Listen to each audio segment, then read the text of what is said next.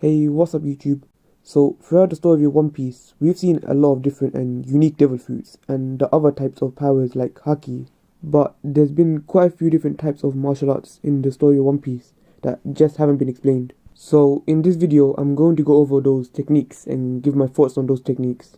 So, I'd like to start off with Rokoshiki, which is the 6 powers that are Soro, Geppo, Tekai, Shigan, Rainkaku, and Kami.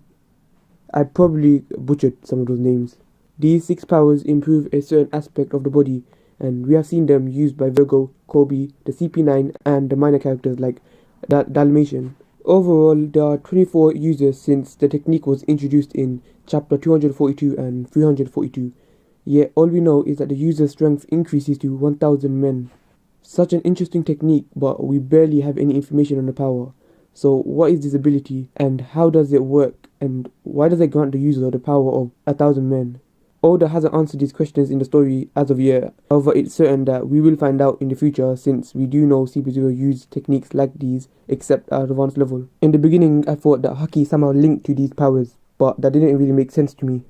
So this might be just a biological feat that the humans in One Piece can do, because other than humans, no other species in the One Piece world has used these techniques. Moving on to the next unexplained power in One Piece, Jaioken, which basically allows the user to preserve their strength at a young age, and that allows them to use that preserved strength when they're older. We only know that there has only been one user of this technique, and that was Lao Ji. And we've seen him do some crazy stuff, like his kicks and punches are really fast, and when he's using his ultimate technique, Earth Old Man Fist ultimate technique, Battle Preservation, he's not affected by pain at all.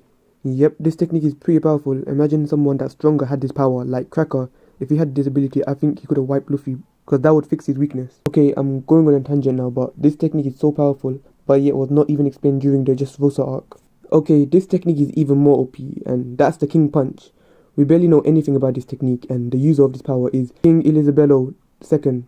We know that Elizabello was naturally born with this power, and has been capable of punching a hole in a fortress. That's why he's called a natural born destroyer. However, this power is kinda impractical in battle, as it takes him an hour to charge the power, even though he can use the power in short bursts. But it's not as effective as we see it destroy Pika's arm, but if he has an hour to charge his King Punch technique, then he's able to one-shot a Yonko. I don't know how I feel about this technique, because originally I thought this power is way too OP to exist, but now thinking about it, I think he'll be able to KO a weak and distracted Yonko in a one-on-one fight. And what are the chances of that? Not much. Still, how does a power like this naturally exist? I mean, how does someone naturally be able to punch explosive shockwaves into existence? There's not many people that can do that. So I think King Elizabello will be a very important character in the next few arcs. Probably make a video where I discuss him. But I'm very interested in how Oda will explain this technique. I have an idea of my own, but if I try to explain it now, it'll just make the video longer than it needs to be, so that'll probably be a separate video on its own. The final technique, which hasn't been explained, is the Semi-Kiken technique, which allows the user to have better control over their bodily functions. Like Kumadori, he was able to somehow control his hair and create hands out of them, and use Shigan. Other times it has been used by Rob Lucci to attain a slimmer leopard form. Possibly we've seen Luffy use a technique like this before, like whenever Luffy eats a lot and he's able to slim his body down really fast. It's like he's able to control his digestive function.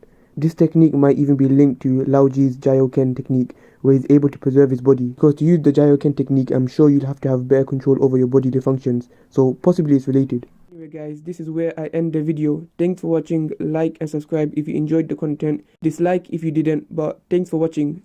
Peace.